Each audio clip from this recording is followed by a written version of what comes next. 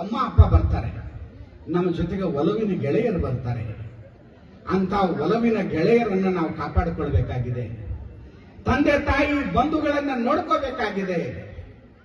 ಜೀವನದ ಜತನದಲ್ಲಿ ಜವಾಬ್ದಾರಿಯಾಗಿ ಮುನ್ನಡೆಕೊಂಡು ಹೊಸ ಸಮಾಜವನ್ನು ಕಟ್ಟೋದಕ್ಕೆ ನಾವು ಮುನ್ನುಗ್ಗಬೇಕಾಗಿದೆ. ನಮ್ಮ ಇತಿಹಾಸಗಳ ದೊಡ್ಡದಿದ್ದಾಗ ನಾವು ಏನು ರೂಪಿಸ್ತೀವಿ ಸಮಾಜಕ್ಕೆ ಅನ್ನೋದು ನಮ್ಮನ್ನು ನಾವು ಅರ್ಥ ಮಾಡ್ಕೊಳ್ಳದೆ ಹೋದ್ರೆ ಈ ಸಮಾಜಕ್ಕೆ ನಾವು ಏನನ್ನ ಕೊಡ್ಲಿಕ್ಕೆ ಸಾಧ್ಯ? ಆದ್ಮೇಲೆ ದುಡ್ಡು ಕೊಟ್ಟು ಬೆಡ್ ಖರೀದಿಸಬಹುದು, ಆದರೆ ನಿದ್ರೆ ಖರೀದಿಸೋದಕ್ಕಾಗೋದಿಲ್ಲ. ದುಡ್ಡು ಕೊಟ್ಟು ಬ್ರೆಡ್ ಖರೀದಿಸಬಹುದು, ಅರ್ಥ ಮಾಡ್ಕೊಡ್ರಿ, ಹಸಿವೆಯನ್ನು ಎಂದೂ ಖರೀದಿಸೋದಕ್ಕಾಗೋದಿಲ್ಲ.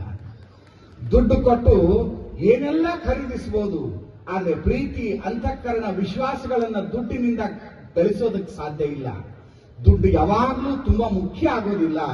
ನಮ್ಮ ಜೀವನದೊಳಗ ಪ್ರೀತಿ, ಅಂತಃಕರಣ, ವಿಶ್ವಾಸಗಳು ಮಾತ್ರ ಮುಖ್ಯ ಆಗ್ತವೆ.